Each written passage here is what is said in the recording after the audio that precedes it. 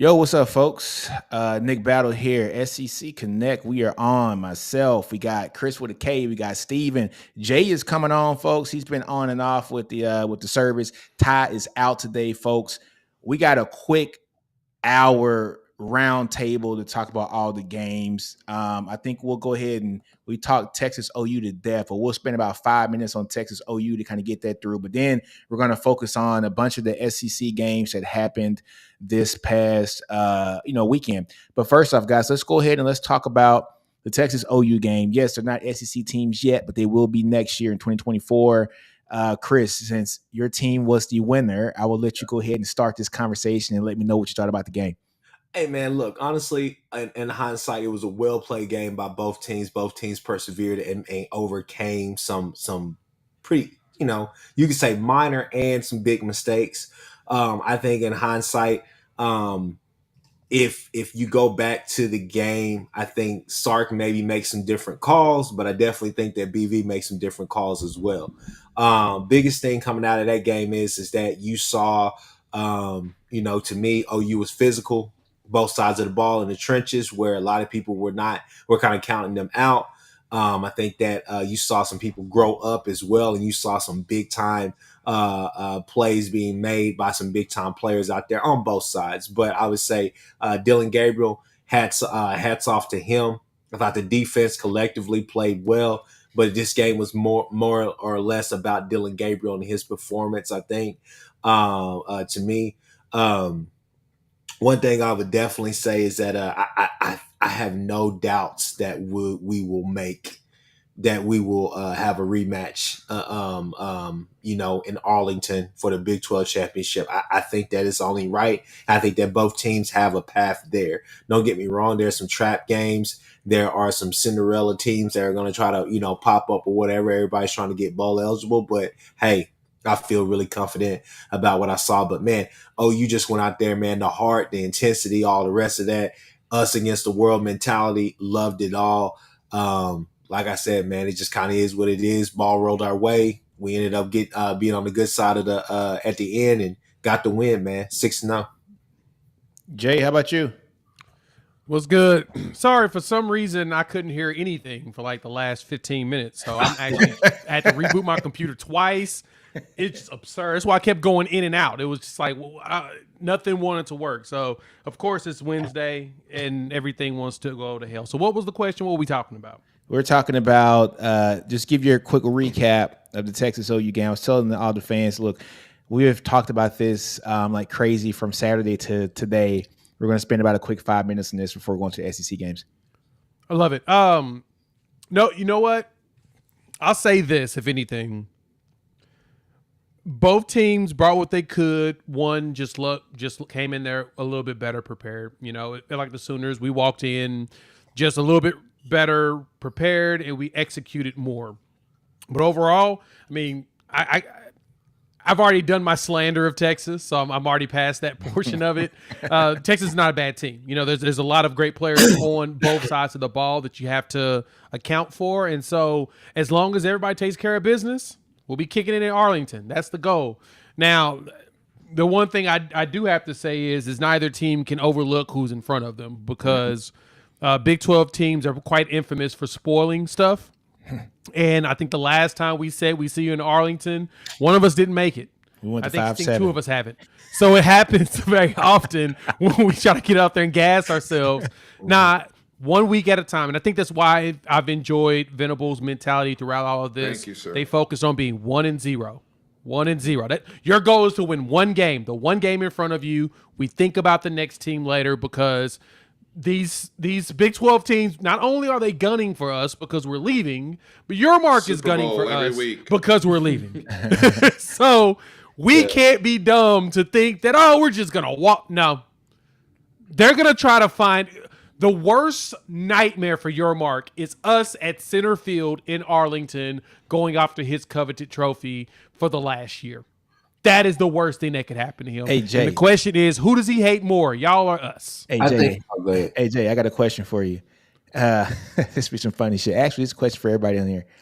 If Texas and OU make the championship game, do they walk in screaming SEC as they do warm-ups? I hope so.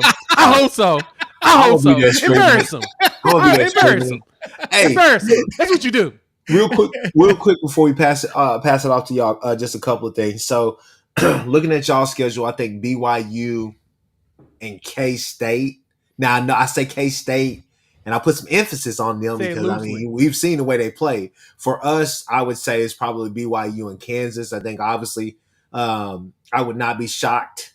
I would be shocked. I would be shocked if Jalen Daniels doesn't come out there and the crowd is behind him and all the rest of that stuff. But I think it'll be something similar to what happened last year in Lawrence whenever Texas came through.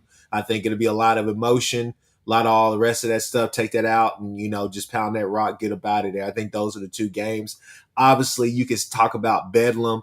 Gundy's going to try to call a good game, but I think we'll take care of that. But those are the two. Those are the two games for each team that I think that are kind of really under the radar games, but should be on our radar. I hope that y'all beat the hell out of Houston for some odd reason, just because I don't like Holderson. But last thing I'll say before I pass the mic, y'all get me connected with Nash. I'd like to have him on the show. Me and Nash. No. Don't be messing with the homie, all right? Nah, we ain't going for that. Hey man, Nash? look, man. Nash is going through some things, so I've just let everything he say pass. I just overlooked it this entire because you can tell he is basically tweeting through it. He's tweeting through. It ain't OU Texas is his problem. Something else is getting him. He's tweeting through it, so I've left him alone. I wanted to roast. All I know is Nash got like 4 million impressions in one day. Yeah, I know. He getting his mortgage paid right now. Hey, look, y'all tell Nash that I'm looking for him. I ain't hard. I mean, he's playing the game. I ain't mad at him. He's doing what he. This is the problem, Sooner Nation. I have with us is we will engage in asinine discussions for the benefit of the asinine people that are doing it. We've got to stop. We've got to start disengaging and ignoring these moofus because they're only doing it for clicks. And like you said, Nash just got his mortgage paid. I saw on his Twitter page where he needs people to watch his videos. Well, hell, if he just make that clickbait tweets moving forward, he's going to make a couple dollars off Elon Musk. So, Sooner fans, stop falling. That's a trap. That's bait. And we're falling for it every time. Hey, guys, one more thing. Proud of me, actually turn over to Steven. Quentin with the super chat for $2. Chris, there you go. Hey, Quentin, don't worry about Chris. You're going to talk about your $2 chats. I'm all here for it, man. Send him $2 chats. Quentin, you my dog. You my dude, Quentin. You my dude. He said, you don't pound the rock, though.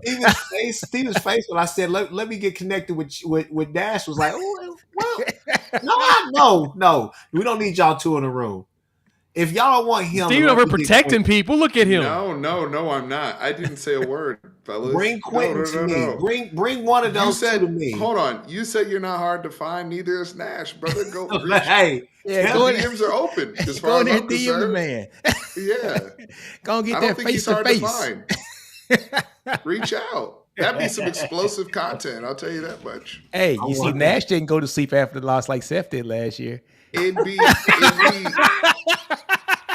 be only second to Miami Spaces if Nash and Chris got together. Seth, we love you though. Because when Miami Spaces starts popping, that's when the signal drops and everything because those folks get two turn.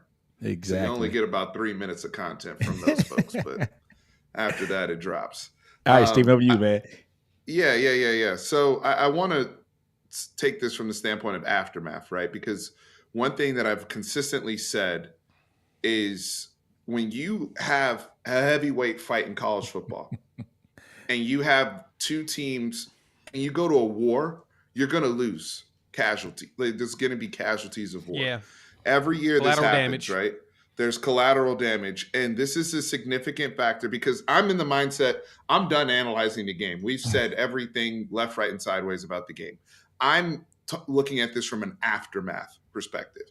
Okay. Texas with the Jake Majors injury, the Jalen Catalon injury. We know Ryan Watts is looking to work his way back. He didn't play in this game. But the injuries that occurred in battle, and this is why I've always said moving to the SEC And OU fans have talked about they've made the term competitive depth. Texas has talked about being too deep. This is exactly why, because when you start to have wars week over week, I don't care how good you are. When you play, we're playing too intense, too fast, and there's too much emotion for people not to get hurt. Okay. Yep. And that's exactly what happened with both of these teams. When you look at Gentry Williams and Andrew Anthony and the guard that y'all lost, like there's significant injuries that occurred on both sides, right? Where now we're going to have to look at competitive depth on both sides. Cole Hudson looking to come back. Maybe, hey, we'll have him, fill in for Majors and for the time being as Jake works through his injuries. We don't know what those long-term situations are. What Cedric Baxter's injury situation is going to be long-term. How does, and I guess my question, what I'm looking out of this in terms of aftermath, I think the good thing for Texas and OU is there shouldn't be those type of games on the schedule to where we are so turned to where we're going to lose people again, those type of games until the Big 12 championship. But how do you overcome those big pieces? Andrew Anthony was playing at an all Big 12 level at receiver. He would really replace Marvin Mims' production. I know that room is deep, but that's still a big loss, right? How do you replace the guard? How do you replace, and some people may come back, but in the case of Anthony, I'm thinking because he's out for the season. And I know what Texas is dealing with on our side, right? Like Nino, people are going to be sending stunts and all sorts of crap Guys got at to our grow up. interior.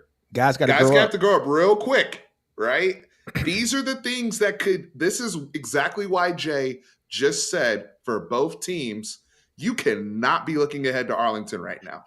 As far as if I'm Texas, I need to see y'all, especially coming off of L. There are no more excuses. I need to see y'all turn the hell up in Houston, period. I need to see y'all play a complete game.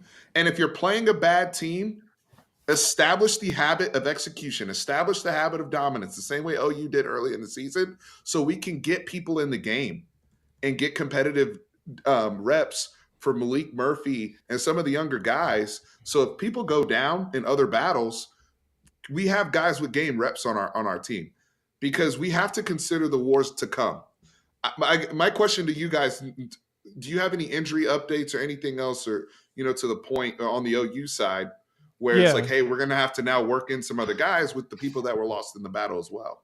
Real quick on that, I'll answer your injury question at the end, but you made a point that I think people, this was my concern for Texas. You guys were, as I said before, playing with your food, right? Which means that at the end of the game, you're not getting those reps for your young guys. You're not getting those reps for the players, just rotational guys, getting them just snaps. Sometimes you just need 15 to 20 snaps a game to get your mind right. And that was the difference I said with Oklahoma. And this is the reason why I said that.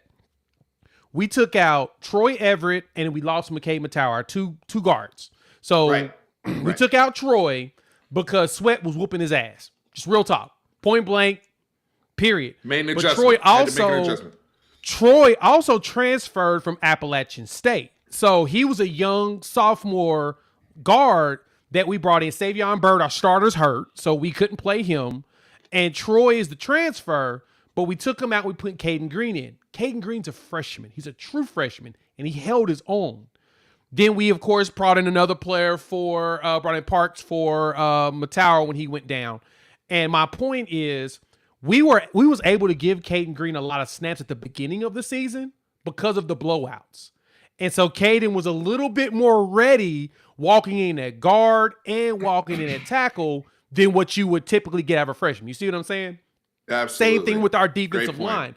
And so that was the only, and I mean, I know some of y'all saw that as like shade I was throwing at Texas, but that was truly my concern is, if you're not giving those young guys those reps early in the season so they can get their mind right, later in the season when attrition kicks in, they're going to be thrown to the wolves. And the game you don't want to throw to the wolves is an OU Texas game. I don't want to see any of our young players get thrown out there for the first time against Texas. And that's just because it's a spirited hate for each other. That's going to be people actually playing their hardest.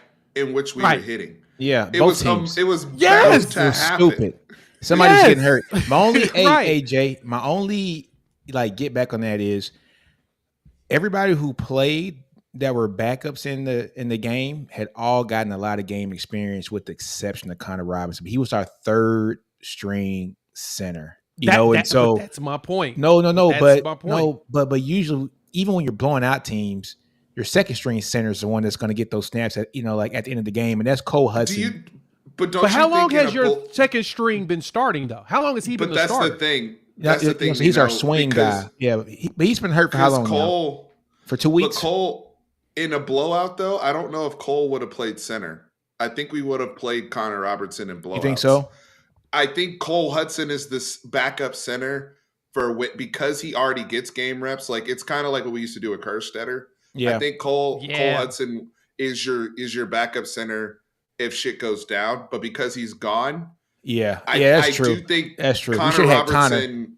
Connor should have got some reps. He should have got some Connor reps. typically works with Malik. Honestly, true. Connor and Malik typically work together. Hey man, but and they take snaps together. He snapped very well. He snapped well. I was kind of surprised by that. Since Quinn is not his go-to QB, right? So right. That's kind of was my point with that is that he probably would have gotten at least, like I said, all you need sometimes is just 10 to 15 snaps in game situations just to start feeling comfortable. Because the nerves kick in usually the first couple games, and about that third game, you're like, I'm a little more loose. You're used to being in the game. You know what though? Honestly though, I don't think it would have made a difference. And I'm gonna tell you guys why I don't think it would have made a difference.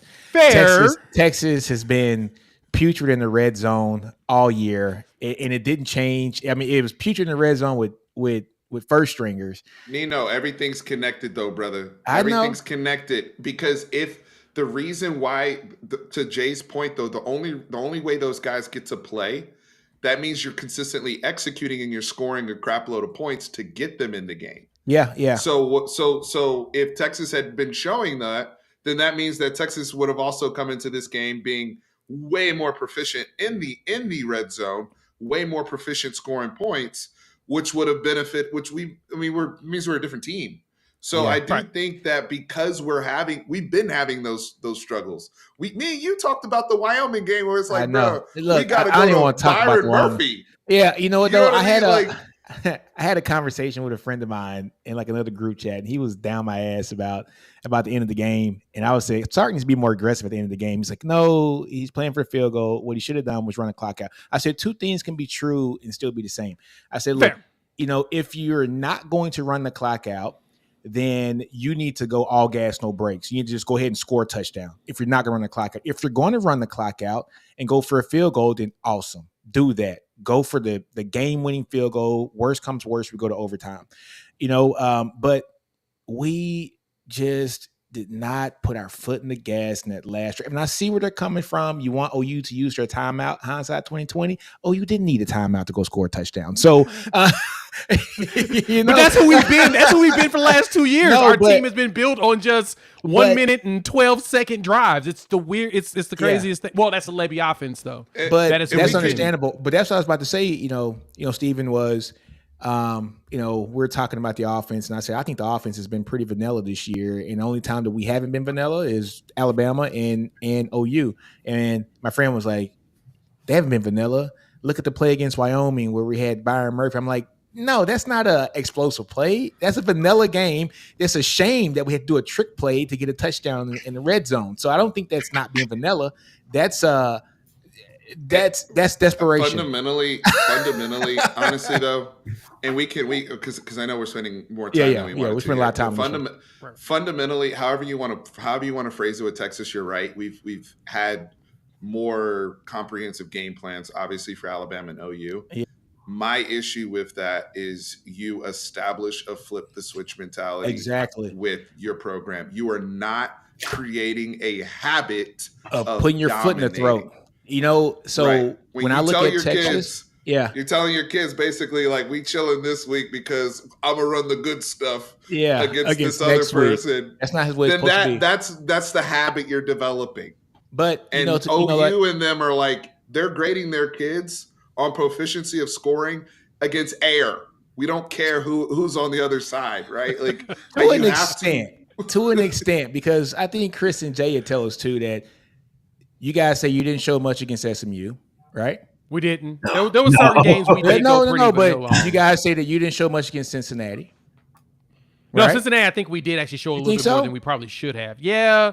Cincinnati, the big thing with Cincinnati was that defensive line, man. Corleone is really good. And it's they were running. The rest of it you can exploit. Jay, I disagree. We ran a lot more. I disagree a little bit. I disagree a little bit. Plays just weren't clicking that day. Honestly, the execution was off. Yeah, but also, you know, like when I see these two teams, I look at a team like the 2019 LSU team where they didn't care who was in front of them. They're going to put 60 on them. They didn't care. They didn't care if it's Northern Iowa, directional Montana, southeast Delaware to the 18th degree. They were going to go ahead and put 60, 66 on them every game. And so, yeah, you can't just be able to flip the switch. You got to put your foot in their throat every game. There was no flipping the switch with LSU, man. Yeah. Every they expected to score a touchdown every single time they got on the field, regardless of personnel. Exactly. All right, guys. Look, man, it's already 7:30. We didn't spend too much damn time in this game. We got 20 minutes in. We did. And injury-wise, I want to give you a quick update that you asked for. Andrew Anthony's done for the year. I think it's a torn ACL, most likely. Damn. But he's having knee surgery. So we've got a next man up, which competitive depth-wise, we've already thrown to 8 different wide receivers this season. So we have a tendency of doing that. Thank goodness. Matauer should be back in the next couple weeks. It was just it sounds like a sprain. It wasn't an actual broken anything. But that's the leg he broke. So I think that's why he laid on the ground for as long as he did. Because when you've broken it once, you're nervous that is again. But come to find out, it's just a sprain. I can see that. Yeah. I can see that. Couple weeks out, and then everybody else was good. Dehydration was the other problem we started dealing with, and that weather was a lot different than we expected, to be honest. Last thing I'll say, we could jump on to the next one is 3 guys that you expect to see. Y'all gonna laugh at this last one, but Jaden Gibson. Go ahead. Jaden Gibson, is your turn now. Don't be surprised if you see Petaway out there as well. A lot of Petaway. I think you could see him. Obviously, I think we'll see more Gavin Freeman, different things like that. But Brennan Thompson, it could be your turn. It could be your turn. It is. He's looking healthier. His ankle's looking better. He sprained it when he played the last game. I think he kind of tweaked it. Not bad, but he had the deep pass. He went down. I think the second play after that, he kind of tweaked something, and so he's been out. But I expect him to be back. Football shape and track shape are 2 different things. All right, look, Don C, thanks for the chat, the $10 chat. Said I called into Nino's show a few weeks ago and told him OU was better in the trenches than he was giving us credit for. After watching the game, what part of OU surprised you the most? Just the physicality. They're physical as hell. Physicality. That's everything else I expected. The physicality. That was it. But also, this is a game where, oh my God, it doesn't matter what happens. Both teams are going to be up for this game. Heads are going to be knocking. Heads are going to be knocking. Thank you for the donation, Don C. I'm going to group your question into Blake's question, and then we really are going to move on to the other slate, and we're going to go speed round with these other games that were played. Exactly. Some good games. Don C's question surprised me the most. BV in year 2 as a head coach has made tremendous strides with his game management and echo in relationship with Jeff Lebby in terms of tempo. I think they've found the right stride. And his game management was tremendous for somebody who's in their second year as a head coach compared to Sark, who's been a head coach for over 100 games as a college coach. So that was a surprising thing to me. From DG, I've said this before. Jay, Chris have heard me multiple times. He was the MVP of this game of the Red River. He's the hero. He's a Heisman candidate at this point. Anything that surprised me with him was, I guess, the toughness running and sustaining the contact and being asked to carry the OU run game in a lot of ways. So that was not. I was not surprised that it was their most effective play. I said this coming into the week. Their best running plays were the DG plays, but the toughness to sustain, big context, big plays, 3rd and 12, scrambling for first downs. Incredible performance by Dylan Gabriel. Nothing but respect to him. Gotcha. All right, guys, let's go to the next game. Surfer Boy.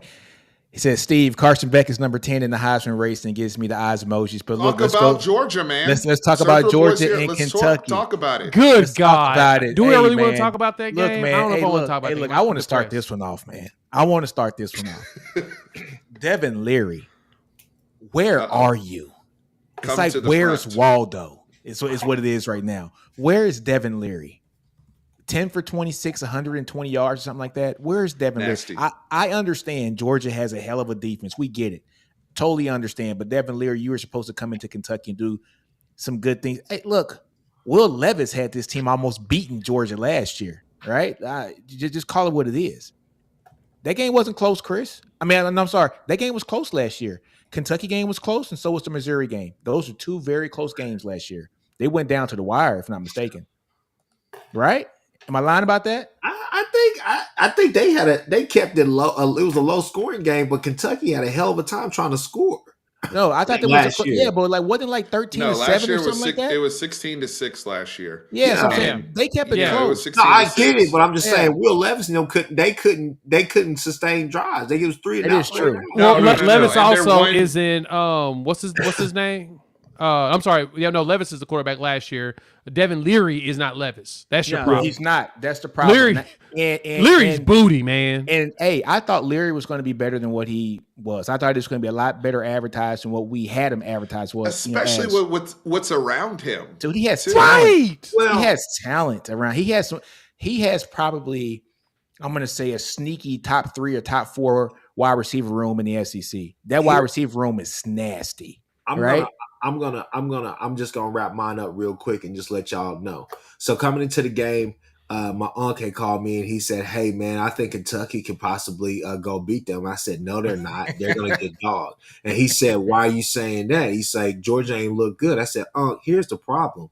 What people are forgetting is that you can talk all you want about Georgia. Kentucky's been struggling with School of the Blind, School of the Deaf, everybody out there. FCS East, FCS West. They've been struggling with those teams. It was Florida that had everybody fooled because they were able to run the ball on Florida. It's Florida right now. Florida is Jekyll and Jive right now. We don't know what they are from week to week. They are garbage. They are garbage. But the thing is that everybody thought, oh, well, Kentucky dominated them. They'll be able to dominate. No, they're not. They've been starting out slow against everybody. It takes them a while to separate. Watch Florida give Georgia the business 2 in 2 weeks. Then I'll be like, what the hell, man? What is this? I do want to touch on this from a Georgia perspective, though, real quick. I picked on our Bleacher Report show. I picked Georgia to win this game, and there was a lot of action on Kentucky, and from different SEC shows and platforms, not ours, but there were other SEC shows where people were picking Kentucky to cover. There were some people picking Kentucky for the upset coming into this game. I never really understood it for a couple reasons.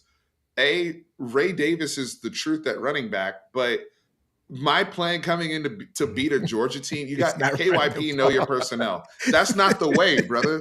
Like I don't care if you have Adrian Peterson back there. If you don't have a passing game, you're not just going to walk in and I don't care how good the back. That's literally Georgia's specialty, number one. Unless you try to marry that and your quarterback's going to move the football down the field with his arm, you're not going to be effective against that defense. Second thing, Georgia was 0 for 5 against the spread coming into this game. They literally had been, blah, blah, blah. But I said it. In the Auburn game on the road, there was a certain look that I saw from Kirby Smart where he's like, look, these young guys are starting to pass the test. They're learning. But the other thing is Georgia has been so beaten down. Their injury report has been crazy. They have people rotating in that don't even play running back, getting reps at running back in practice. But here's the good news. People have started coming back, and Carson Beck and Bobo are gelling. We got to remember, not only did Georgia lose Stetson Bennett, they also lost Todd Monken to the Baltimore Ravens. So you have a new quarterback and a new OC that need just time. We know it's ball, y'all. Like, they need time to gel. Carson Beck is They led 600 yards total offense. Carson Beck almost had 400 yards passing in this game. He did that thing. And guess who's back? That came back against Auburn. Then Zach? Ladd McConkey is back. Oh, your boy. Ladd hadn't played. Your boy. Ladd had not played. Ladd didn't come back until Auburn. Ladd is now Ladd is back. Now Brock is 100% healthy. Brock Bowers all of a sudden 132 yards. Now the running backs are slowly starting to trickle back. Yeah. They're starting to get healthy at the right point. They're starting to get healthy, and the quarterback and Bobo are starting to get on the same page. Kentucky didn't have a shot in this game. No, they didn't. I don't care how they want to try to scheme him up or whatnot, but damn it, man, damn it. Somebody just put have somebody just say, look, I'm gonna put my 2 or my 3 CB. No, don't go get some short ass slot guy that you want to follow the slot. No, follow him. Put somebody on him. Like, why? How is he getting open? That makes no sense. It's not even scheme half the time. He's just running wide open. Like, what are we doing? It's bad. It's very bad. But Leary is definitely. Ooh, look at Surfer Boy's comp. Look, I love Surfer Boy's in his bag right now. I can't imagine being a Georgia fan. You're literally living in the golden era. This is the time of Camelot. I mean, this is tied with Alabama for years, for the last 16 years. Absurdity, man. It's depressing. Like, what the heck, very depressed. man? I'm tired of looking at Georgia stuff. But I want Georgia to lose because I'm just tired of them having a dynasty. That's it. But look, I don't think it's happening this year. They're going to the SEC championship game this year. But talking about Bama, Jay, it could happen in the SEC championship game. That's could. Where they'll be. That is the game. So, and that's probably about Alabama the way it's looking. Like, let's transition that to the SEC West and let's talk about Alabama. Alabama versus A&M. Alabama versus A&M, man. Look, I thought I gave A&M a little credit in this game. I said I think A&M has a good shot at this game. You know, Cal Field. Don't know if the offensive coordinator was going to marriage up a great system for Milroe. I thought that Bobby Petrino was calling some pretty damn good offenses for his personnel ever since, Connor got hurt. Max Johnson has been looking pretty good in that offense. And they came up against Bama and they couldn't run the ball. And Max Johnson looked like he didn't look pedestrian. He looked like an average quarterback against a really good defense. Alabama's defense rocked. Not good enough to beat Bama. No, that type of quarterback and play. Jalen Milroe, that kid is growing up in front of our eyes as we speak. Every freaking game, you're seeing the deep ball come through. Now you're starting to see some of those intermediate passes. But Bama couldn't run the ball either, but A&M's defensive line is great. So it was a good, stalwart game there, but Bama got the win. What's your thoughts on it, Jay? Man, I went back and looked at this a little bit, and Steven said it best. We're seeing Milroe finally grow up. We're seeing him and Reese figure it out together and figure out how to actually use him right. 321, 3 touchdowns, especially as mentioned. A&M's defensive line is literally like 10 5-star players, defensive linemen. Now, I mean, they've got 5 stars, 4 deep right now. 4 deep. Rotating. Fresh. And they still can't win. They still can't close. They constantly underachieve. How do we allow Jimbo Fisher to do this to us? Florida State fans was telling everybody, hey, man, you know what you're going to get when you get them, right? Yeah, we won a title with them, but you know what you're going to get when you get them, right? And it is coming to fruition. It's no different than what we tell USC fans all the time. This is not good for what is going on over there at A&M. And just the fact that, I mean, Bama had to hustle it and get it done. I mean, that defensive line holds them in games but cannot close. They look tired in the end. They don't look like they want to be there. They're like, man, I don't want to work no overtime. I done did my 40 hours. Where's my check? I'm trying to go. They mad. They bitter. And man. I'm on Jimbo agent for whatever I do in life. Whatever I Hey, do in call life, Jimmy Sexton tomorrow. That's who I want. I'm about to call him about Chris, a TV deal for myself. Hey man, Chris, go Chris, shop I'm me. not hiring you as my agent / lawyer. I'm getting Sexton, all right? Why not? Hey man, I'll let cut you you a read small some of the percentage. legal stuff, but Sexton is my negotiator. You ain't got ish on him. That's fine. Me and Steven will team up. You know, Steven believes. Steven, look at Steven's face. Steven's like, I'm sorry, what? No, he's like, I'm getting Sexton too. What are you My talking brother about? in Christ. If Jimmy Sexton calls me, I'm gonna leave you too. Man, What is going I on called here? Steven last night. I ain't heard from him in like 3 weeks, man. Yep. Nope. No. Get your messing with these nice people.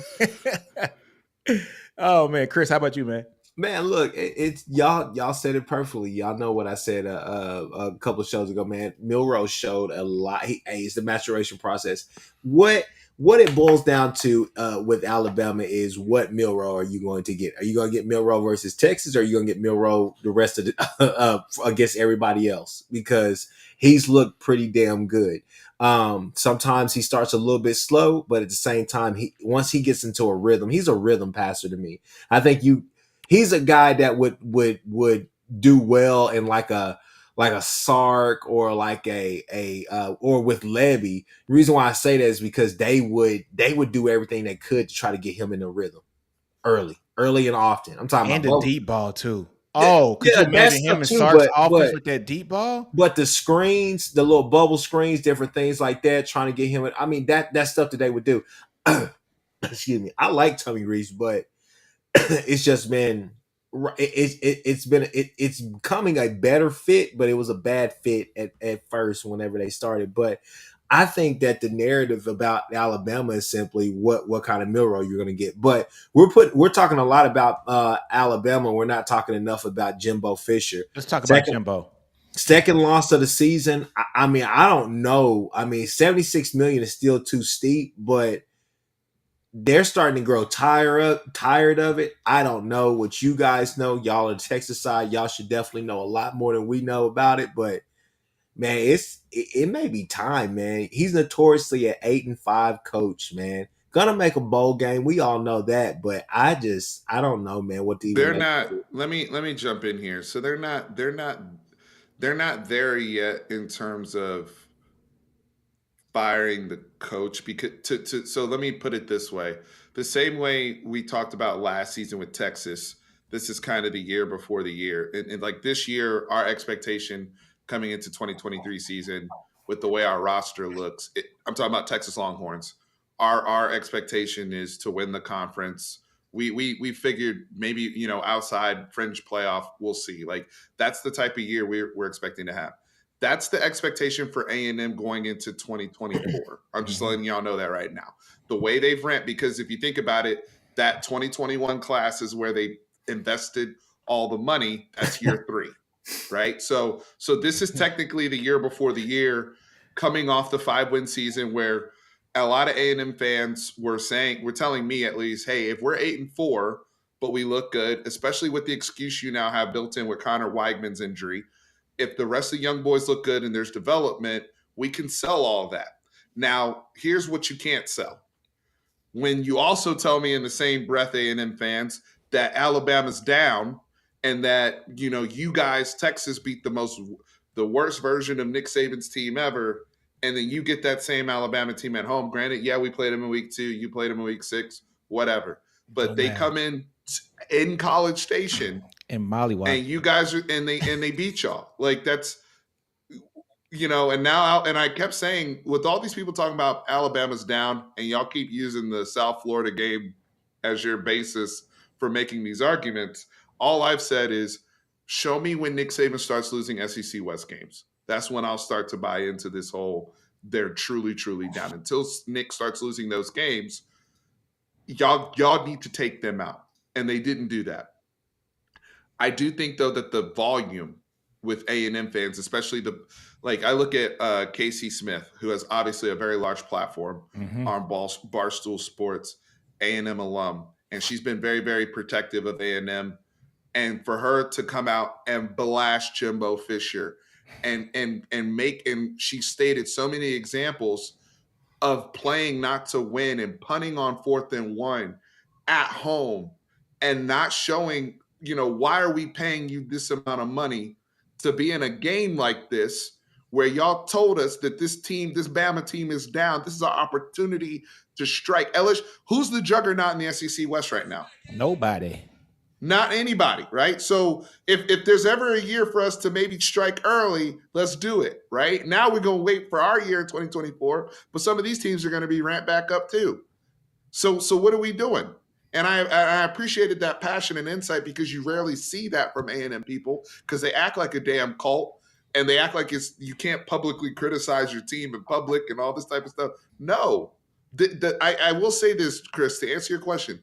The volume is starting to raise from A&M people I know that have been defensive, but they're like, all right, this is some bullshit. Like, we can't keep it. Like, come on. They even know it too. I just want to know what is going on behind the scenes there, because it seemed like initially that Bobby Petrino, it seemed like this offense was starting to do its thing, and then it just seemed like it just plummeted the last couple of weeks. We're like, what is happening here? Is it just fool's gold? Did Jimbo say it looked too good? Let me take it back. How much of it is Connor? Is Connor not being there? What percentage would you put on the quarterback? I like Connor because he's really good. No, I like Connor, but Max isn't bad. Yeah, I like Connor, but is he that much of a difference with all those weapons? Right? So I'm pretty sure Jay and Chris would probably tell you if Texas lost Quinn Ewers, would you guys still feel comfortable that Texas would be able to execute with Murphy? Chris and Jay? Oh yeah. Yeah. Oh yeah, I think a healthy Murphy. Yeah, I think y'all. I don't think he's gonna make the same throws, but I think he's more of a threat because he could definitely move. But I think a lot of OU fans. We want to see him on the sideline. We don't ever want to see him play. Even with Murphy, I would build in a buffer with Murphy because he has 0 college experience. Yeah, right. Yeah. So even with Murphy, I would build in. Yeah, he's gonna execute, but there's also a period where I would give a grace period where I would say, hey. Just like with Milroe, right? Like Milroe gets in there, it's like, what the hell am I looking at, right? Like you need to get used to the speed of college football. Murphy's going to need that too. Max Johnson doesn't have that excuse. Max Johnson has a 27 touchdown season with LSU. Yeah, in the conference, even the experience thing, he knows. And he's a quarterback son. It's not even the same with Malik Murphy. We're talking about somebody that has plenty of experience. How's Max so bad? He's an NFL quarterback son, right? Right, that's played a lot. Of, right, Brad Johnson's son. He's played a lot. The NFL played a lot. Right, so this a lot of football. Yeah, so I don't get it, man. I just don't get it. So they're a talented team. I don't understand why Evan Stewart only 46 yards. On Saturday. Crazy. He might be the best wide receiver in the SEC, in my opinion. But it just is what it is, man. Or one of the top 3. But I'm kind of tired of talking about A&M. They suck. It is what it is. Bama got their ass really good. They got a pretty tough game next week too. We'll get to that Tennessee game. Yeah, when we start talking about week 7. Shout out to Bama, man. Shout out to Bama. Bama's going to win the SEC West. They are. They're looking like the team I think that's going to win this SEC West. They got one more tough task, man. They got Auburn and LSU. And I think their defense is going to rattle LSU eventually, but that's for weeks ahead. But they got the thing is they survived the big road test with the inexperienced quarterback, and now you get the next 3 games at home cooking. Let's talk about LSU. Let's talk about LSU. Let's do Arkansas, right? Okay. LSU. Let's talk about LSU first. LSU Missouri was a great game. LSU Missouri. Go ahead. Because that game was not supposed to be that flipping close. What happened to LSU's defense, dog? What is going on? I'm watching these SEC games and nobody's playing defense. What is going on this year? This is wild to me. I'm used to LSU being DBU. They usually stop. Dog, they look Cook throw for 411 yards. He cooked on them. He cooked on them. What is going on this year? Isn't Kerry Cooks their DB coach? I'm not sure. At LSU? Yeah. I'm not sure. Let me check. But I tell you what, man, LSU's defense. No, I mean, is it Raymond? Is it still Corey Raymond? or Corey is it- Raymond. Corey Raymond. No, He's still the Raymond quarterback. still there? Gone. No, he's Corey gone. Raymond's gone. He went to he Florida. gone? Right? Florida. He went to You Florida. might be right. You might be Yeah, right. he went to Yeah, Florida. BK. When I'm BK going to got the there, coaching staff Raymond, now. Let me Raymond went to see. Raymond went to Florida. It's not Corey Raymond. No, it's not Raymond. Robert Steeples. Okay. Well, whoever the hell it is, he terrible too. like, He's a former LSU corner. bruh, y'all can't tell me. When I was at the game, they kept putting and when I was at the OU Texas game, they kept putting the scores up, and I said 22-7. What the hell is going on? I said, Missouri's that good to get a safety. Then I watched I started watching the highlights back, and I was like, they went for 2 on y'all. I was like, this is crazy. But embarrassing. Their defense is just like it's too inconsistent. Talking about Missouri, but I mean they were cooking them. Like Jay said, they were cooking them, man, any way that they wanted. Luther Burden, I'll be honest with you, Evan Stewart may have a higher upside, but Luther Burden's the best wide receiver in the SEC right now. He's the a dog. best wide receiver. Luther Burden, for those who don't know, and I don't, depends on how much stock you put in PFF, but according to Pro Football Focus, Luther Burden is the highest graded receiver in the country. Yeah. So which far. is why I made that statement and said he's top 2 or 3 is what I said after I made, because I remember that that damn wide receiver room at Missouri might be the best wide receiver room in the SEC. Theo Weiss is balling. Yeah, Cooper, Theo Theo Weiss had Weiss. what, 4 catches for 80 yards and a touchdown. Mookie Cooper's balling. Cooper's It's good to see balling Mookie. too, man. Mookie Cooper had over 80 something yards.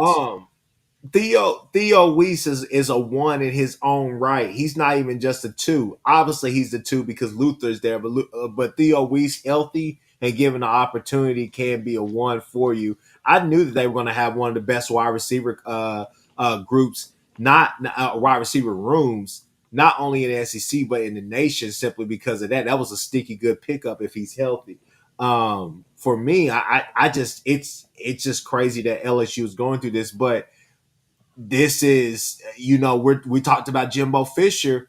How much more of a leash are they going to give him? I know this is year 2, but Brian Kelly, because they're not making the playoffs. There's no way they're making the playoffs with 2 losses. I don't care, but but they still have the SEC in front of them. Yeah, he has rope in front of him.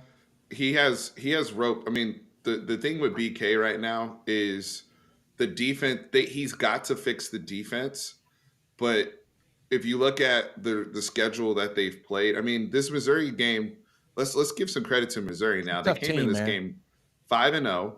I told you guys, they set milestones this year if you're Eli Drinkowitz, right? Like, hey, first off, we got to beat K-State. If we beat K-State, theoretically, we should start the season 5-0 with LSU coming here, and we're going to have all this energy at home to try to jump them. And honestly, they did that, guys. Like, they came out in this game. If you look at how this game began, they were up, like you guys said, 22-7. They came out and tried to jump LSU, knowing, hey, we have opportunity to beat an LSU team, try to go 6-0. People like Ryan Wingo are there in attendance, big recruits that are there, that are local recruits that they're trying to rein in. This was I said this on Bleacher. This was the biggest game for Mizzou since they played Auburn in the 2013 SEC championship game, when they had Michael Sam and Coney Ely and James Franklin and those guys and Darrell Green Beckham. This is literally the biggest game they had. And I have to give credit to LSU for surviving all that emotional stuff and then coming out there and then overwhelming them on offense. Like, you can talk about LSU's defense all you want to, but the LSU offense was like, all right, we just need to win this game. And Jaden Daniels, yet again, Superman. He's Superman, right? And so the passing game, now Diggs had another 100 yards on the ground. Jaden had another $135 on the ground himself, plus Malik Neighbors gets another. And I think LSU had 24 points in the fourth quarter of that. So they finished. LSU, this is all I'm saying with Brian Kelly before we start asking questions. He's 4-2 right now. He had the Florida State loss, and obviously he had the Ole Miss loss. His next games are favorable going into Bama. Going into Bama, they should be 6-2 and healthy. And at and healthy. So at that point, Mhm. it comes down really to the Bama game probably over the SEC West. If he somehow pulls that, now granted, that Bama game, that's classic offense versus defense type thing, and we can get to that when we get there. But LSU right now, if you're sitting in front of you, you control your own destiny to get to the SEC championship game. You still do technically. So, you just keep playing. Hey, and honestly, they got an opportunity where they can kind of make some noise and still win out as well. As good as Alabama's starting to look and they're starting to gel, look, man, LSU's offense is legit. They're putting up 40-something every week, Nino. Yeah, they're legit, and they're doing this against good talent too. This isn't like they just putting up 40 on some scrubs. My point, which is weird, man, because my BK point, the is SEC's not showing playing defense, y'all. No, What's going on? No, but we're used to seeing BK teams, his Notre Dame teams play pretty damn good defense. They're pretty sound. Everything's pretty sound, right? But now it's like the opposite way around. They're playing freaking awesome offense, and their defense is just like mid. And it's like, what is up with LSU, man? If he finds a defensive coordinator that can man that side of the field, they're going to have to. just don't He know, can find like a man. Marcus Freeman. So Shut up. But there was a lot of. Can we talk about the transition that LSU had with their defensive line coaches? Yeah, that's true. That's big. They went through like 3 of them. Like, after old boy went to the Broncos, the other guy came in, then he took a leave of absence, and BK was moving a lot of coaches around on the defensive side, and it really just has not gotten settled. That doesn't excuse how bad the secondary's been. Yeah. LSU secondary has been horrendous, and they're playing babies out there now because the veteran people sucked, and the babies are out there getting cooked, and it's madness over there. Shout out to Harold Perkins. He actually, he had a really nice interception in this game where he played the middle field and looked like a DB back there with snagging one. So I got to give credit. Harold Perkins is showing signs of life, people. Still not looking like his freshman year, but he did have an outrageous interception in this game. Yeah. All right. I think we talked enough about LSU and Missouri. Shout out to Missouri. You guys are a good team. That's a good team. And I don't think people realize how good of a team that is, because when we think about the SEC, we don't think about Missouri, right? People just don't. I mean, but are they really a good team now? I mean, like, are they really good? They're an okay team with an elite trait that's scary. But also, you have to, if you don't have a plan for those receivers, you're in a game, Jay. But also, Jay, man, a team like Missouri kind of reminds you of a Kansas State, right? They still get the ass whipped by Georgia, though. You know that they're good every 3 or 4 years to come and get you a 10-win season, right? But it's usually the seasons in between there where 7 wins or 8 wins. This team might look like they might get 10 wins a couple years in a row. You know what I mean? And it's in the SEC East. Like, they don't have to really play a lot of people. So they got a good shot, man. I'm impressed with the wide receiver core. I am. Oh, the wide receiver room is absurdly good. Like, it's unreally good. Right there. Hey, Brian said exactly what I just said. He said Mizzou is the K-State of the SEC. Once every so often they pop up. Brian, we thinking alike, brother. We thinking alike. They haven't been good since Pinkel was the coach, man. We talk about Pinkel like that. All right. Let's go to Arkansas. Yeah, man. Arkansas, Ole Miss, man. Look, I want to start this one off, man. Arkansas. You are disappointing me. I had Arkansas winning 9 games this year. You're in a 4-game losing streak, and you're going to lose next week. All right? And the week after. What the hell is going on over there? Sam, man. Wait, has Sam Pittman lost the locker room? I don't know, man. It's sad to see, man. I was rooting for Arkansas to do some things this year, man, and I like KJ, but I tell you what, man, I might just start taking some of my comments back about that team. But I ain't. Hey, Chris, how about you, man? What you think about Arkansas, man? Excuse me, shit. I don't know what to make of them. To be honest with you, Arkansas is like I told y'all a while ago. KJ Jefferson is out there by himself. I mean, he's battling, and to be honest with you, this is the best KJ Jefferson has looked. It's crazy. He's leaner. He's more mobile. He is to me he's a more decisive passer. I mean, this is the most complete version. It's just crazy that each year that he's gotten better, the team overall has regressed. And so you're really starting to see that now. And let's just be real, man. Without the Treylon Burks and all those speedsters and stuff like that, having like a true number one wide receiver, man, it hurt their offense a lot, man, a lot. But they've had some turnover as well. But I don't know really what to make of them. But they're 2-3 right now, right? No, 2-4. 2-4. There you go. 2-4, even worse. So I guess my question is for y'all. I'll turn it over to Steven, but are they bowl eligible at the end of the year? No. It's funny you say that because I'm looking at the remaining. I was literally looking. I was like, damn. I was thinking the same thing, Chris. I was like, well, this is now the part of the year where you start looking at, are they going to make a bowl, right? And so FIU, they have, because you have the ancillary SEC cakewalk game. So they got FIU. They have Auburn at home, which is going to be a freaking dogfight. That's 4 wins if we say that they should be favored over Auburn. Nick, October 21st, I mean, the Mississippi State game, that's a must-win for Arkansas at home. I'm sorry. I mean, the rest of them are all wins.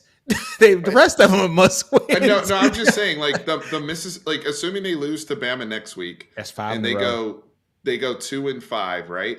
Mississippi State, you need to win to go 3-5. I would say you got to beat Florida. At Florida to me that's a toss up. But you got to do it. Oh my God, it's nasty for them. They're gonna have to beat Auburn and FIU. That would give them 5 wins. 1, 2, 3. So they would need to win. They would need to win at least 4 out of the last 5 games to be bowl eligible. Yeah. That's gonna be tough. They can do it. Look, FIU's a win.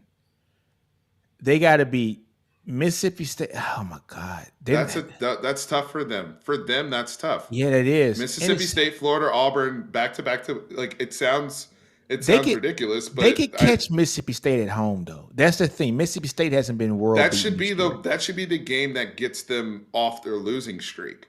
So then that's 3-5 at that point. Yeah, that's right. Going to Florida. That's going to be tough. The Swamp's going to be tough. And then Auburn at home, though. They got Auburn at home.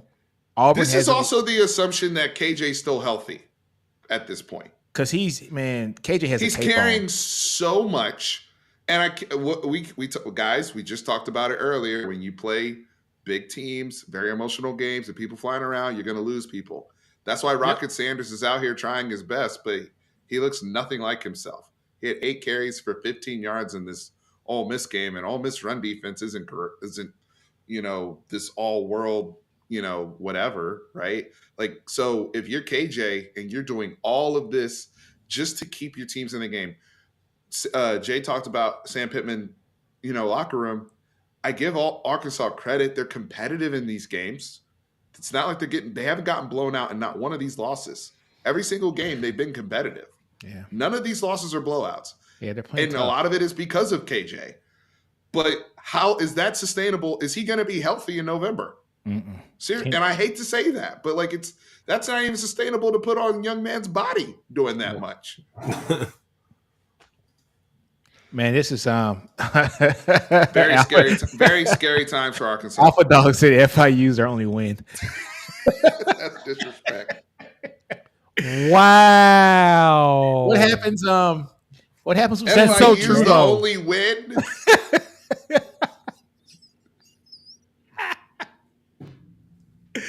Could you imagine that? I think we all had Arkansas like 8+ wins this year. I think we all did. I think we all picked Arkansas for 8+. I had them for 10, and I'm still pissed. Yeah, I had them at 9. I think I had like 9-3.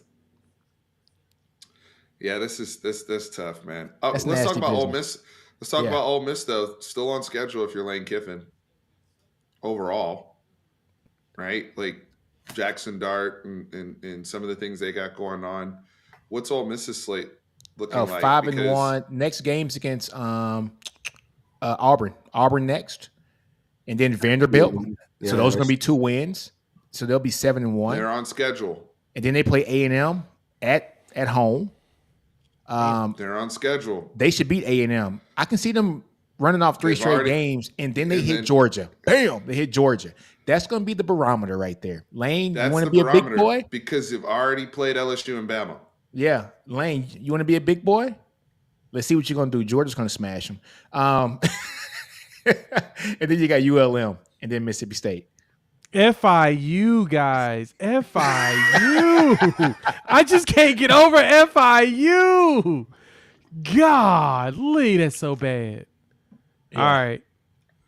Surfer Boy's hilarious because the last 2 teams we've talked about, Ole Miss and Missouri, he's like, yeah, we need them to stay hot because he wants he wants them to fatten them up before the slaughter. That's so bad. Oh, man. my God. Man, the joys of having a 2-time defending national championship team and looking for your 3rd one in a row and knowing that you have probably the highest shot of getting the championship this year. But I'll say this, though. Going into next week's games, I know that we're coming up on time. We've got a lot of interesting matchups. We do. Arkansas, Alabama's not of interest. Neither is Georgia, Vanderbilt. That should be destroying. But that A&M, Tennessee one's intriguing. Florida, South Carolina. South Carolina's a 2-point favorite at home versus Florida of all teams. Good God. What? I agree with that spread. That is low. Okay, crazy part about this game. Look here, man. Crazy part about the SEC this next week. Florida and South Carolina, the game has no merit for anything. It's just going to be a good game to watch, right? If South Carolina's 2-3, like that is just. I know, but it's crazy. It's going to be a good game to watch. I've been kind of screaming the praises of of Rattler this year, but it's now it's a case of Furman. Which Spencer Rattler are we going to get this game? They beat Furman in Mississippi State. That's it. But what is this? But Florida hasn't done a thing. I mean, Florida, if they get that running game going, I mean, they got some dogs at running back, man. Etienne's good. Etienne's good, and so is Johnson. Johnson's he's the 2nd running back, right? Mm-hmm. Yeah. Let's start with the South Carolina Florida game, man. Montreal Johnson, he's their leading rusher. Yeah. Trevor Etienne's number 2 behind Montreal. Dude, who do we think wins this game, South Carolina and Florida, man? I think Florida goes in there and just run it down their throat. Oh shit. I think so too. And I think they put in work on Rattler. I think they too. Their line sucks. God, South Carolina's line. I feel bad for them. So bad. They're gonna make Florida look like superstars, dog. Like real talk. I feel like this is a big spot for Beamer and them. Like they're Beamer like ball, you guys baby. said, they're 2-3. They only have 1 conference win. I think they've gotten a lot of attaboys for some competitive spots. Yeah. Right. But at this point, if you're South Carolina and you want to continue to be in any type of conversation, you need to win this Florida game at home, as far as I'm concerned. I understand why the line is what it is, but I'm just saying if I'm looking at it from the South Carolina lens with expectations still here, I'm not trying to go 2-4. And Florida right now is 4-2. So I'm just saying. Florida is 4-2. I mean, after the horrible start they had. Yeah, Billy got to fatten up on a couple teams, man. He did. Yeah, he did have a few ham sandwiches up in there. You know what I'm saying? Yeah, living the good life. They played Charlotte and then some other team that they scheduled from LinkedIn. Wasn't it like Miami? No. He said from LinkedIn. I hate you so McNeese much. State. It was McNeese. State. Oh, okay. They played Tennessee, Charlotte. They lost to Kentucky, which says a lot about Florida after seeing what Georgia did to Kentucky this weekend. They beat Tennessee. And then they beat Vanderbilt. You know what? This game's going to be a lot closer than what we think. That's what I'm saying. That's where the line makes sense to me.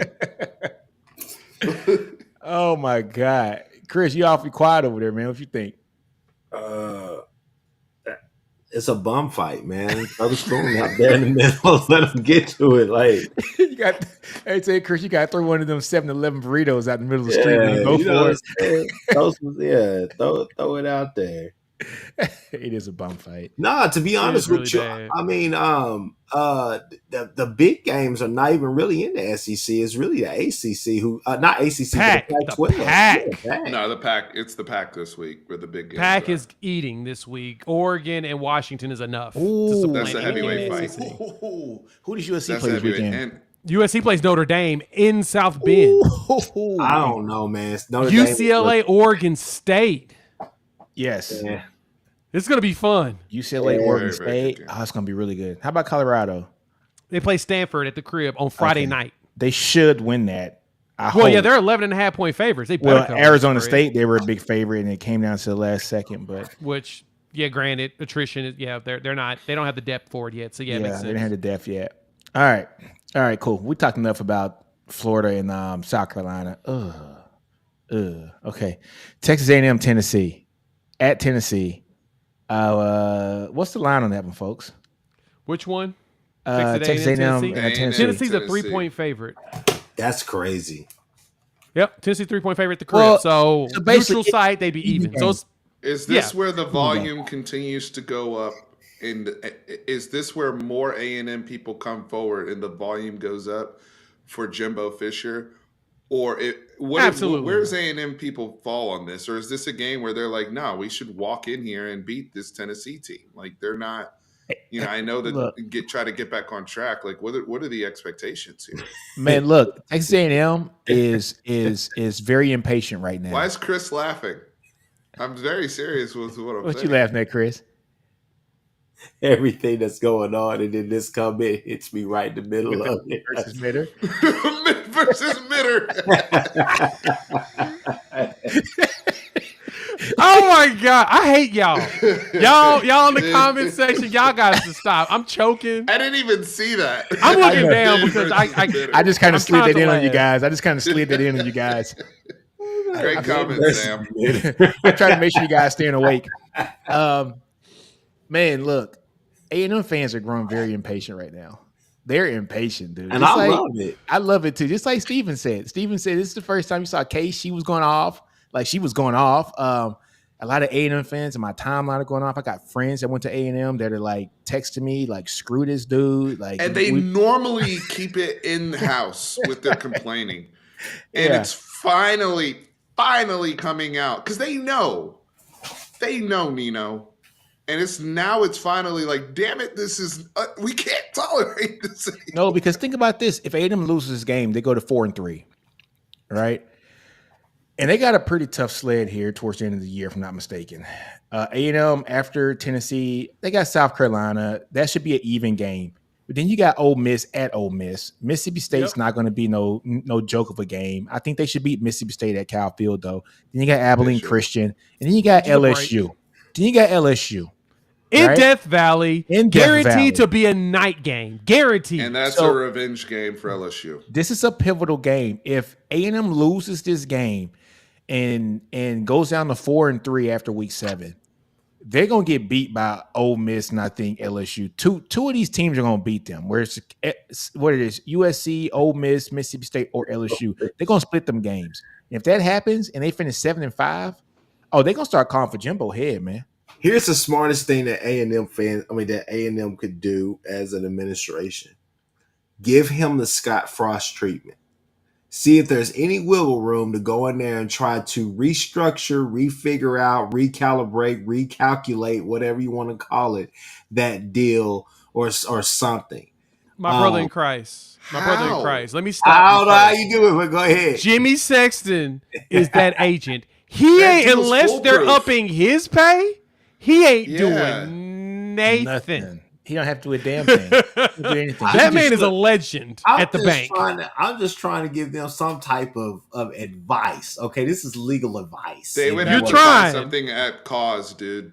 That's the only way. That's it. They had to do a melt Well, to some. Yeah, I'm something sorry. else up there. I hate to put that Some out there, traffic could happen or soon. something. but that's your only out. It would have to be cause.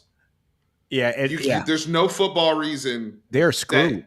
If I wouldn't even answer the phone if I'm Jimmy Sexton and Jimbo if they want to talk about the contract is good as is. Good day, sir. The only thing that they could get him at is if they found some some violations with non-existent NIL. That's the only thing that they can get him at. But A&M would never go down that route because then if they open up Pandora's box, he knows where the bodies are buried, and he's already exactly. Made that clear too. That's what I'm trying to say. Like, what do you stuck. have? Nothing. On They have this nothing. man when he knows where the bodies are buried. He's just gonna keep chewing his snuff and smoking his cigarettes or whatever he does every day and cashing checks. I will say this though. This is in regards to this game. DJ Durkin, you're not safe. Okay, A&M defensive coordinator, because things were different when Elko was there. Okay, Elko was, and he's you guys have seen what he's already done at Duke as a legitimate defensive mastermind in this sport. DJ Durkin, look, Jimbo Petrino's probably going to be back just with the uptick that he's had. Jimbo's not going anywhere. The scapegoat will be Durkin. You can't, especially with how bad that secondary is. But Steven, he can't do that because he just did it last year. Durkin was there last year, though. This is Durkin's I second thought year. Durkin was gone the year before. No. Durkin came in after Elko took the Duke job. Yeah. Durkin's been there for a couple years now, right? The thing is, what covered it up, this is year 2 for Durkin. That's right. Durkin had a veteran secondary last year. And that's the difference. Yeah, I mean, when you think about like Jalen and all those guys that were there last year, like they were grown-ups on top of the defensive. Like their defense was he got by with the personnel, but now that it's like, oh yeah, you have talented secondary.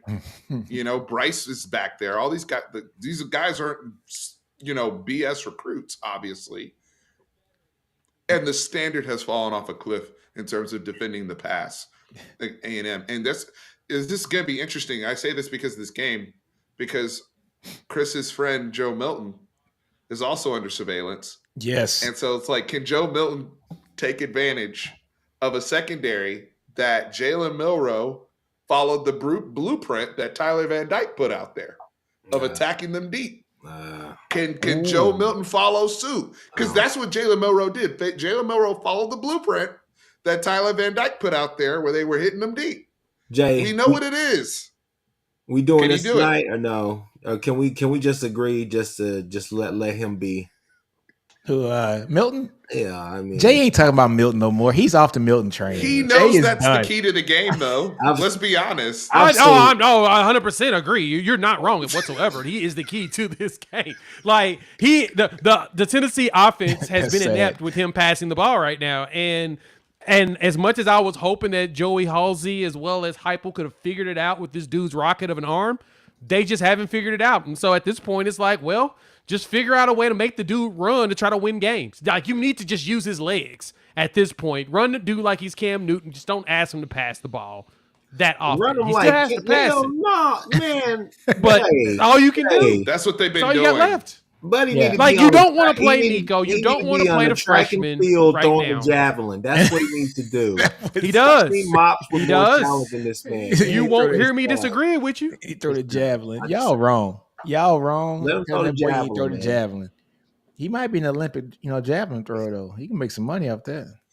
Yo, Surfer Boy, before the season in this chat, Surfer Boy said, Joe Milton, what's the bets for him throwing the longest incompletion this year? and he just continues to be on Joe Milton's head. He's on top. Oh, that's crazy.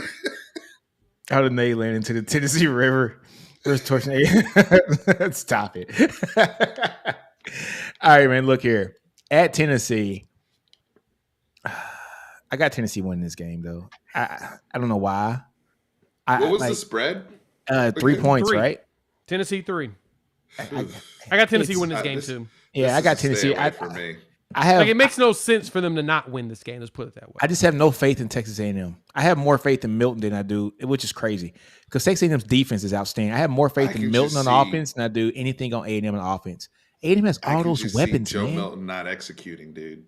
Well, Max Johnson hasn't executed, and he's been a starter. There's a reason why he had 17 starts and 27 touchdowns at LSU, and there's a reason why he's at A&M fighting for a backup job. It's the same thing we're talking about Joe Milton. He just got forced into Spit. action. He's spitting. He is spitting the flow. We're gonna call him Spitter from now on. That's that. That's that man. Tupac emotions in his words, lyrics right there. Like he's Are there giving you any- the full feeling of this mess, man. Come Are on, there that's any true. Tennessee fans in the chat here, guys? Let me Besides know if Jay. there's any Jaden got Tennessee quiet. fan. At what point? Ain't nothing I can say about them, man. I just wanna it is know- not last year. Hendon Hooker was the man. And that's my fear for them, right? Was this? I mean, now married also with the fact that Jalen Hyatt and Tillman, when he was healthy, they Yeah. would take the top off the guy. And y'all running that offense know how important the speed element is with those receivers, taking those safeties and creating everything underneath. Hendon Hooker was a master at it, just like DG is, and they had the requisite, players to execute that. This Ver and Shoot offense looks very different when you have somebody very inaccurate and you have people that can't run like that. Like now, all of a sudden, No, there's just a bunch of 100% 3 and outs. true. Yeah. So it's tough. I will ask this though: what's the barometer in the Tennessee fan base about Nico? At what point has there been those discussions, or are they just saying? Steven, I don't think they Nico for the can't year? because they're 4-1. Yeah. Like, It's- that's it's the like- problem. You That's can't. the problem. You can't put They're him in right 4-1. now. It's a soft not 4-1 safe. though. But still, it's 4-1. You know what this reminds me of? This is They'll it's get on them up the. out of there after Bama though. Yeah, it's true. That's true. Yeah. The schedule ain't Ooh. getting easier. So they And you beat don't want to throw a Tennessee. true freshman out there yet until you have to. You only throw a true freshman out there when you have to. You avoid it like the plague. But The after last thing you Bama, want to do man, is mess him up. after Bama, look, they got Kentucky, UConn, right? Hit us. Then they got Missouri. Then they got That's Georgia. not- Then they got Vanderbilt. To me, to be honest with you, if they beat A&M this week, Bama's going to beat them. I think they beat Kentucky. They beat UConn. And then they're going to lose against Georgia, and they got a toss-up between Missouri. They have the opportunity to still go 8-4. I think at the lowest, 8-4. Hold on. Okay. The schedule's still favorable. for Yeah, them. man. Schedule's favorable. You know, what the SEC does well, I think, is they don't let you play. Well, no, I shouldn't say that. You got the 4 non-conference games, man. That extra non-conference game helps, dude. It just does, and that's why they have so many teams go to the damn, like bowl games, because they got 4 baked-in wins if they do it right. So, Yeah. so that extra non-conference against UConn, I mean, that's like gold for them, especially in the end of the season. So, but yeah, they're 4-1. There's no way you're going to pull them now. If they get plastered by A&M, I can see some chatter saying, "All right, rip the Band-Aid off." Well, not rip the Band-Aid off. Let Milton start against Alabama and then rip the Band-Aid off. Let's go to gonna talk about? because I want to go to Auburn LSU. Yeah, 'cause I Auburn think that's LSU. an important one as well. Just before we get going. Yeah. Spit. Go that ahead, man. game's at LSU. Does anybody have the spread for if I can get the spread for Which one? that one? Auburn Auburn. LSU. Auburn LSU. LSU's a favorite by a lot. 11 I could see that. at Death Valley. LSU is an 11-point favorite in that game, which that's probably going to be one of my Friday games anyway, too. I don't like it. Even though Jaden Daniels is still cooking, he's doing his thing. He has I don't no like help. it either. I don't like it either from a standpoint of how LSU has looked even at Death Valley at points this year and not covering. I think LSU is going to win this football game. I'm going to be clear. And, this is, low key, smaller rivalry, Tiger versus Tiger and that whole thing. But I just don't think that Auburn's going to be able to generate. Hugh's going to try whatever he can, but I just don't think Auburn's going to be able to take advantage of the LSU secondary like some of the other passers have recently to generate enough points to keep up with Jaden. Well, why not, Steven? Why can't they do it? Who's that quarterback, Steven? Go ahead and talk about your quarterback. Come on. My quarterback. Yeah, go ahead and say it, Steven. Go I was ahead. wrong about him. I was wrong. I thought Peyton Thorne would be competent. He's not even that. Dude, I thought I was wrong. Now he played okay. Whatever game that was before, where he put up the Georgia game. Georgia game. He actually played. He fought. He competed in the Georgia game. I'll give him that. But he hasn't remotely looked like the player we saw a couple years ago. Hold on, Steve. He didn't compete. Georgia? The Georgia game? That man threw for 82 yards. He was running though. Did you see him run? Payne Thorne was getting busy on the ground though. Look. Didn't he have like a sick? Hold on, bro. Like, I want to hear. I want to hear Chris is on this. No, one. he was getting busy on the ground. Yeah, I said competed. I didn't say he threw it well against Georgia. Nick, how many yards did he throw for? He rushed for more than he threw for. No, how much he throw for? 82. Steven. He rushed for 92. My Steven, brother, I said he he talking not competed. so fast, my friend. That boy is a certified bum, and I tried to tell you that before the season. But you sat there and tried to say, "Hey, man, what he did at Michigan State was good." No, it wasn't. Who else is a bum? You know who else is a bum? Robbie Ashford's a bum for not unseating him. How about that? Yeah. Ashford's a bum too for not taking the job. Yeah. Certified. I mean, come on. Man, I ain't gonna lie. Peyton Thorne, 12 rushes, 92 yards. He was the leading rusher. He in the was game. getting busy on the. That's what I said. He was competing, and it was a close game. He can't throw like the throwing. I left that. I let that go. But Peyton Thorne was running around at least. Trying to. He was running for his life. Yeah, what I say about what I say about Quinn in the comments just a second ago, just messing around. Peyton Thorne is curbside pickup from Quiznos. That don't even exist no more. That's not even a place. You don't got He just Quiznos out no more? there.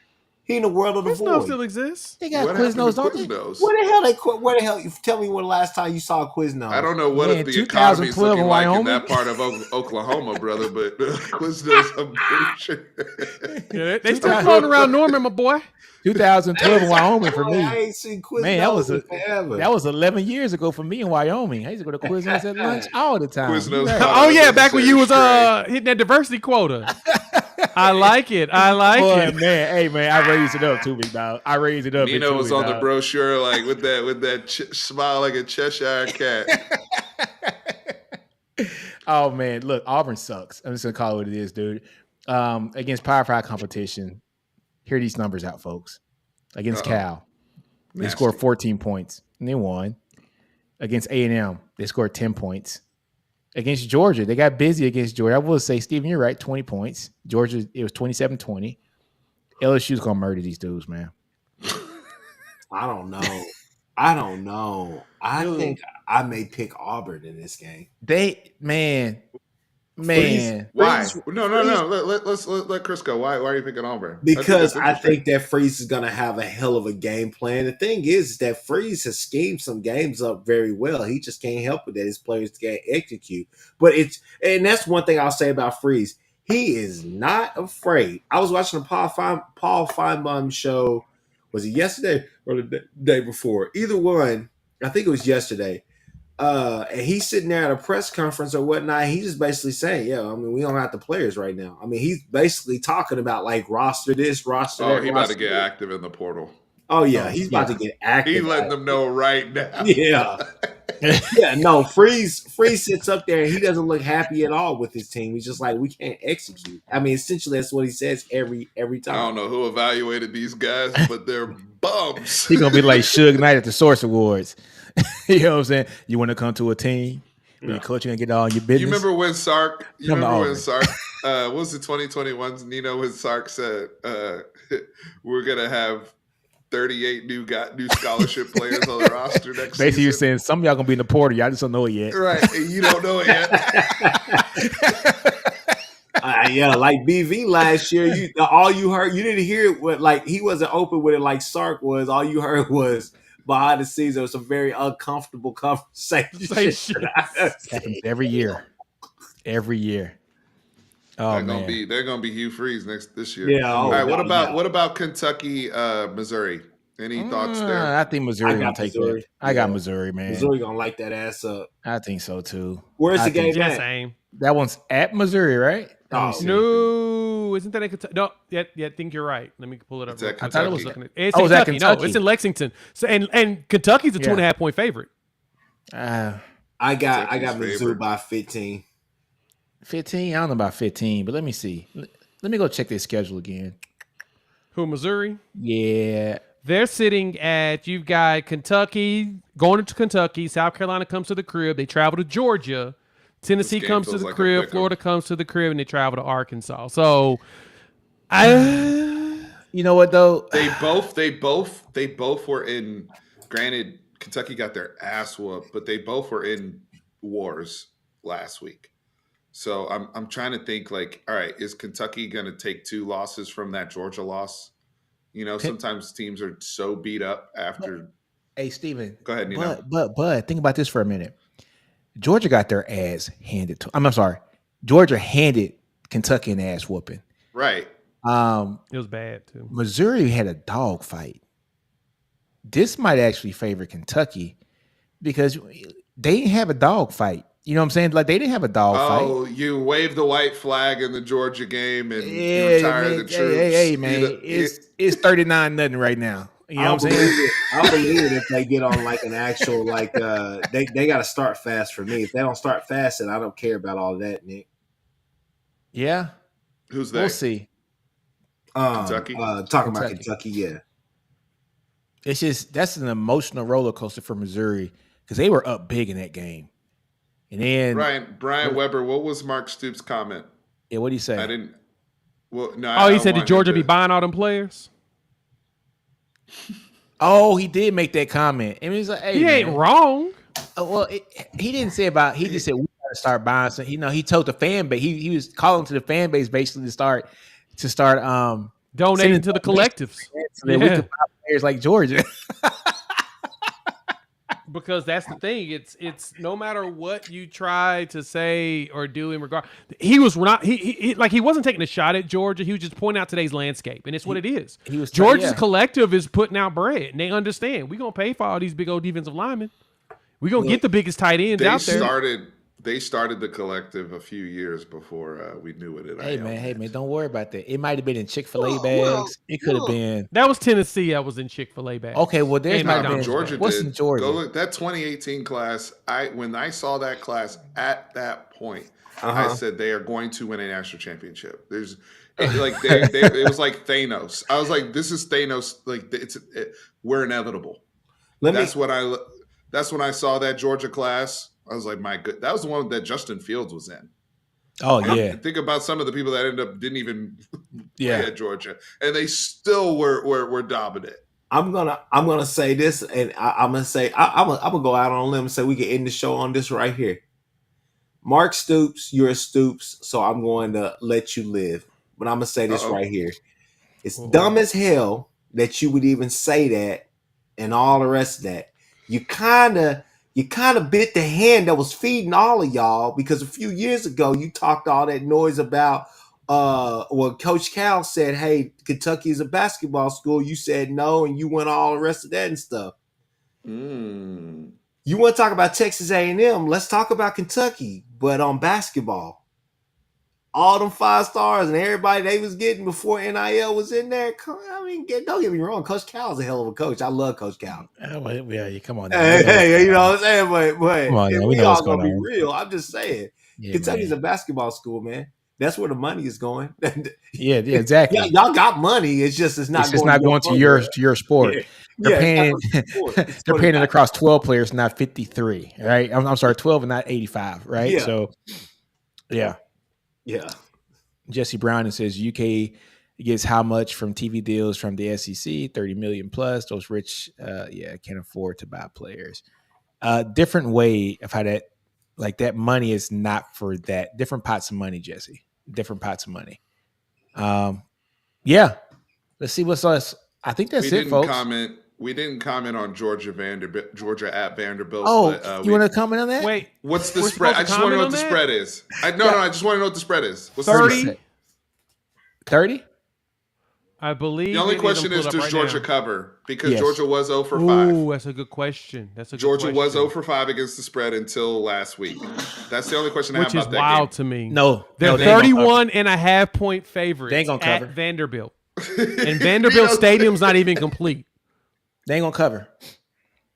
Vanderbilt doesn't have visitor locker rooms right now, guys. That's they what I'm send them saying. to a trailer. Georgia ain't gonna cover, man. I'm telling you, they are sleepwalking right now.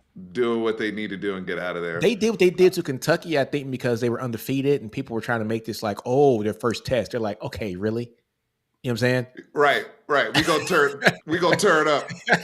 That's the one team. That's also the program where they're allowed to do this flip the switch stuff. A, because they're champions and they're proven, and B, because they had, again, like we said at the beginning, they have people coming back. Yeah. McConkey's back. You know, the running backs are coming back. They're stacked. Yeah. So that's another thing where they were working people in. And then Arkansas, Alabama, what's the spread there? Arkansas, Alabama. Bama is a 20-point favorite at the crib. I think that's high.